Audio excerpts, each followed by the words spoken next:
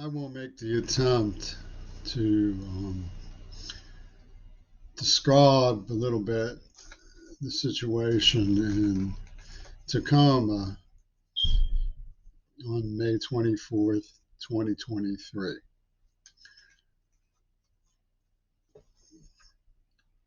Peter Gabriel has been splicing into the home waves, insisting that he is a friend who should be acknowledged because he wants to start up some more rounds of his social vibrations.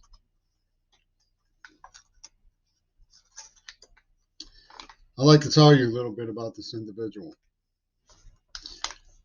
I had the misfortune to cross paths with on one occasion, and who made a lot of money off of me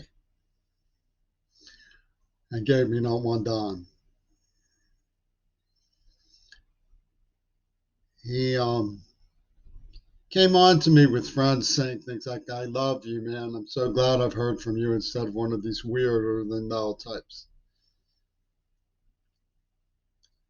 And it was secretly doing one of these to spit on me, which is an old Roger Waters story about how he thought of the wall. But I had only been interested in Genesis and King Crimson. That's all I was interested in. I thought better of them, but be careful because my judgment was faulty. So, how does this psychopath, who is shamelessly face line, fork tongue like this, sizzling, the meaner, the more horrible people he can find, he says those his friends.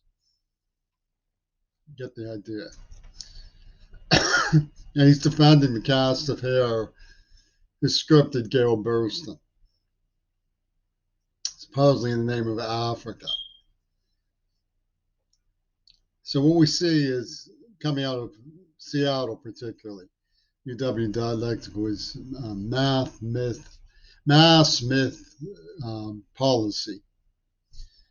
They're just engaging in mass myths. If you look at the actual facts, it was the people who tortured me and set up the myth machine that was used on me were a little gang. Martin Andelman, Thos Gord, Leslie Katz, Cyril Wecht. And they pulled in people like Robert Fripp, they evidently were social networking the whole arrangement with World Health Organization, who are now threatening us again with stuff.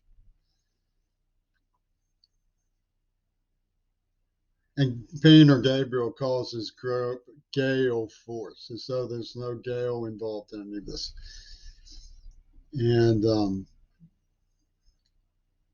you know, John Eskridge was around working the machinery of my name behind my back. As a deaf man, I couldn't figure out, bad and deaf child, I couldn't figure out anything that was going on. There was a kid who was older than me who worked at this place where they used to push my hands into boiling water. It's called Rodolph Sholem, I believe. His name was Michael Spelmer. He said that he escaped being drafted by moving whenever the draft paper showed up in his post office box, so there was no signature of his. And these, of course, were the Veterans Administration's caseworkers monitoring a 12-year-old, 11-year-old who they drafted for extermination example. So whenever Penis Gabriel has to justify working with Nazis on Mount Desert Island, he starts threatening me with AIDS. It's like a gizmo in his psyche. Pennies, stick him with AIDS. Um, and they say, "Oh, you could have saved John Lennon, so the granny's got to go." COVID gets rid of the grannies because you could have saved John Lennon. No, you could have saved John Lennon. Grannies go. And this is U.S. Army stuff coming from NATO and the UN. Probably Stone's arrangements with through Chomsky with Putin and stuff. So you get the idea of how horrible it is. Now, why would he call it Gale Force? Why would Gail Burstyn not have been arrested? Why would she appear on Robert Fripp's album? God Save the Queen, a look-alike. So the John Lennon stuff is just useful. It's useful for mass myths, policy, but it's not. It has nothing to do with the truth.